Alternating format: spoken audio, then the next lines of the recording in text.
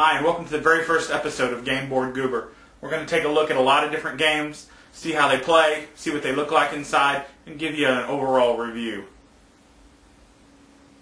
Alright, let's take a look at Clues, the Great Museum Caper. I bought this little ditty for $1 at a Goodwill, and that's where you're going to pick up a lot of really good deals on board games. Sure, the boxes are probably pretty cruddy, torn apart and taped, but most of the game is here, and considering that you'd have to pay about $30 to get this online, this is a pretty good deal. So let's take a look. On the outside of this rather trashy box, we can see some of the Clue characters. Of course, you've got Colonel Mustard here, who looks like he's like a 30-year-old. He's got like a white hair and a mustache there. I don't know what's going on there. And then you've got Professor Plum, and you also got Miss Scarlet, and of course, our mysterious robber. Oh, way back here, doing, of course, the housework is the maid, Mrs. White. And if you'll also notice, for no particular reason, Colonel Mustard's got a candlestick. I don't know, I guess he was planning on killing somebody. But generally, it gives you kind of the idea that this is a museum. And if you take a good look at the silhouette character of the robber, you'll see that he's got a microphone and he's auditioning for American Idol. No, not really. That's just some sort of bass. I'm not sure what that is. And also, you can kind of see he's carrying a silhouette of a picture. And that's mainly what this game is about. It's about one player playing the characters, searching for the mysterious thief. The mysterious thief runs around the museum, and he steals as many paintings as possible and tries to escape. There's a little picture on the front here. Let's flip the game over.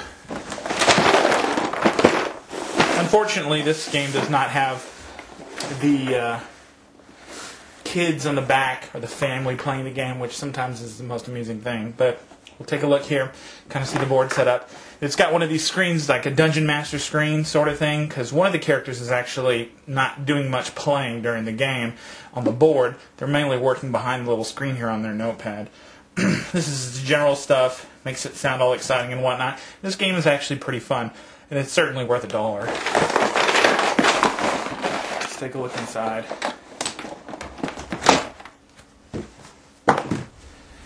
Alright, what we got here is this typical instruction manual. It is 12 pages long with some backstory. A little bit of interesting information there. We got the actual board itself. It is like, I don't know, this is just one of those things I really like about board games, or 3D plastic pieces like this, especially when it's the board game itself. This is actually Mr. Body's mansion. Or, I'm sorry, not his mansion, his very own personal private museum. I guess he's that rich. There's a little sign here. Front steps. You can look here. There's a garden up in this corner. There's a little fountain. See, there's different colored rooms here. And that comes into play actually in the game. And there's hallways and there's little passages that the characters can walk around. And of course everything's split up into spaces. Here is the little secret wall thing that the thief is going to be using. And inside were a lot. Whoever owned this before, I kind of found this interesting, played the crap out of this game. Because almost every but two of the actual map things have been used. So, one of the good things you can do is you can go to websites like Game Board Geek and other websites too, and you can actually print your own maps online. And that's what me and my friends do. You've got these locks. These locks will either say L for locked or O for open. Of course, you've got masterpiece paintings. You can see those fairly well, but these are real little pictures. Oh no! And then, you know, it makes sense, but it's just kind of not sad that you don't get all the characters. But you do get at least 3 characters: Mrs. White, and I'm assuming I'm missing Miss Scarlet, but Mrs. White, Captain Colonel Mustard. Sorry, I keep wanting to call him Captain Peacock from the British comedy.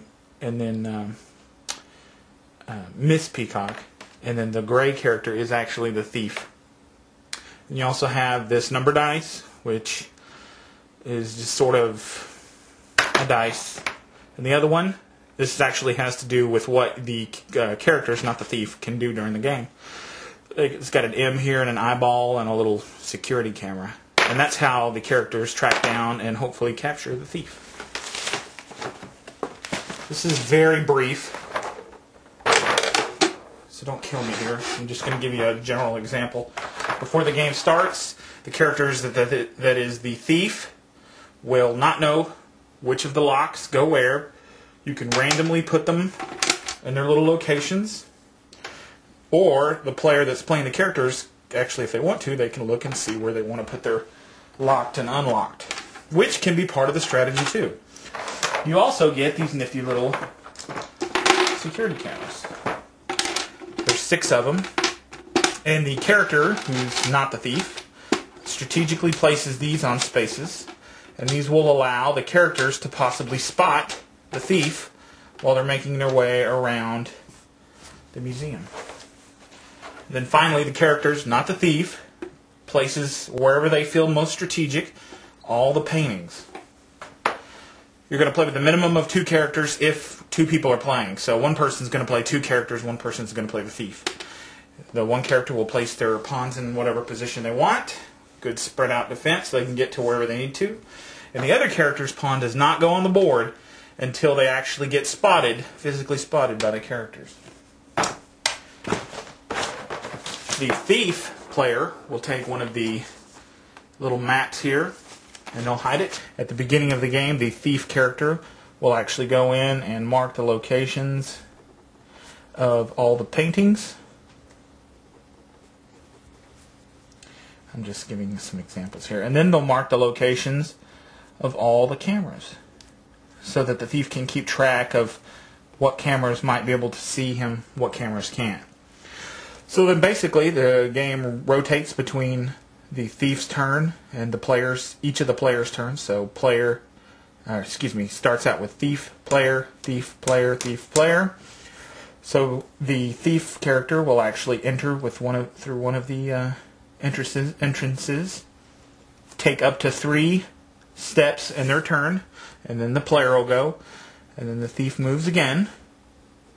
Of course, the thief you can't know where the thief is at because that would give the whole game away. So until the thief is actually revealed by one of the characters viewing him, the thief actually is invisible the entire time. So the thief moves around the board, and the characters try to find him, find out where he's at. The thief will actually, at some point or another, get to one of the actual paintings. We'll just take an example here. Let's just say the thief gets in here.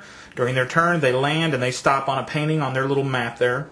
And then on their next turn, they'll move off. And then once they've moved, they're up to 3 spaces, then they'll take the painting off. That'll kind of, A, let the thief get a head start, and B, let the players know that, hey, my thief was just in this room and just stole this painting.